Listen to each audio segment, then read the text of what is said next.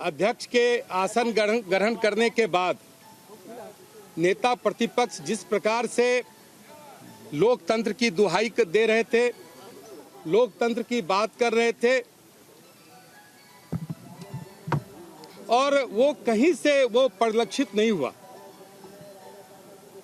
आखिर ऐसी हताशा क्यों? हम जनादेश के आधार पर सदन में हैं, सरकार में हैं, लेकिन लोकतंत्र की दुहाई देना और अलोकतांत्रिक आचरण और व्यवहार करना, खास करके अध्यक्ष के निर्वाचन में तो और मर्यादित होकर आचरण, चाहे वो पक्ष हो या विपक्ष हो, उसका होना चाहिए। हम उनके इस व्यवहार की निंदा करते हैं और विगत आधे शतक से जो परंपरा थी उसको भी उन्होंने तोड़ने का काम किया। हम सबों ने, सभी जो सदन के अंदर जितने प्रतिपक्ष के अलग अलग दलों के नेता हैं, सबों से दूरभाष पर हमने आग्रह किया कि जो परंपरा चली आ रही है, जनादेश भी बहुत स्पष्ट है, क्या परिणाम होना है वो भी स्पष्ट है, तो एक अच्छा संदेश जाता। लेकिन इन्होंने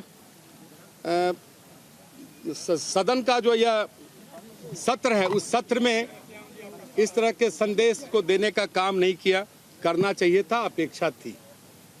दूसरी बात कि खास करके अध्यक्ष के, माननीय अध्यक्ष के चुनाव में एक महादलित, प्रथम बार नवनिर्वाचित हमारे सम्मानीय विधायक ललन पासवान जी को श्री लालू प्रसाद जी के द्वारा जेल से उन्हें प्रलोभन देना, धमकी देना, सरकार गिरेगी तो फिर हम ऐसे कर देंगे, वैसे कर देंगे, यह तो एक लोकतंत्र की हत्या है।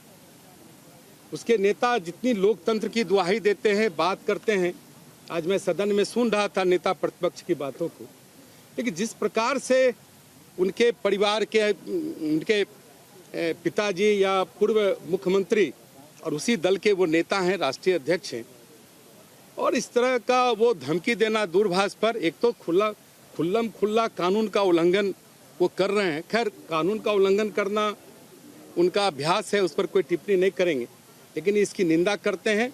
और झारखंड सरकार से हम मांग भी करेंगे। सरकार को लीगल एक्शन लेगी आपकी सरकार? नहीं, बोलने दीजिए ना। और यह जो फोन हुआ है, ये झारखंड से हुआ है, इसलिए झारखंड सरकार से हम सब आग्रह करेंगे कि इस पर जो वैधानिक कार्रवाई है उसको करे।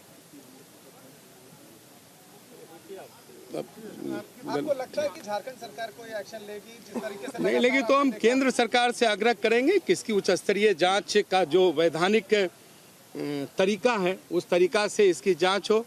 जरूरत पड़े तो और भी उच्च स्तरीय जांच हो, सीबीआई जांच तक भी अगर जाना पड़े, क्योंकि अगर लोकतंत्र अपने तरफ से कोई लीगल एक्शन क्या आप कुछ करेंगे? नहीं बताएगा हमको दिएगा। अरे मैं सर को बोलने बोलते दीजिए, एक बार हमको बताना दीजिए, फिर ये बोलेंगे ना। देखिए, वो सारी कार्रवाई हम लोग अपने एनडीए के साथ ही बैठेंगे और राज्य स्तर पर किस प्रकार की कार्रवाई होती है, माननीय मुख्यमंत्री के साथ बैठकर इसको हम लोग जो वैधानिक तरीका है उसको करेंगे। लेकिन अभी ये झारखंड राज्य से यह फोन आया है, तो निश्चित रूप से कानून व्यवस्था किसी भी राज्य की एक बड़ी जिम्मेदारी है, और जो कारा है वो झारखंड सरकार के अधीन है, जो रिम्स है वो भी झारखंड सरकार के अधीन है, तो उस सारे चीज़ों को हम सब देख रहे हैं। लेकिन ये दुर्भाग्यपूर्ण है कि हमारे एक महादलित परिवार का एक प्रथम बार जो जीत कर आए हैं उसको इस तरह से धमकी देना, उन्हें कमज़ोर समझना और बड़ी बड़ी लोकतंत्र और पिछड़े और दलित महादलित की दुहाई देना। आज उनकी तो पोल खुल गई, उन्होंने जानबूझ के समाज के कमजोर वर्ग के विधायक को क्यों चुना, यह तो एक प्रश्न उठता है।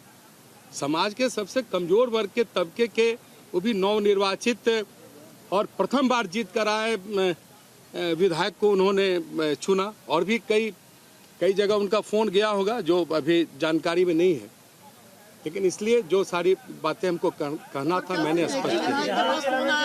और विधायक भी अभी तक एक की सूचना है, वो धीरे धीरे सारी जानकारी आएगी।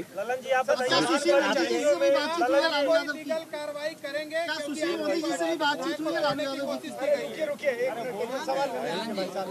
अरे वो नंबर जो मिला तो सुशील कुमार मोदी जी उसी नंबर पर उन्होंने बात की।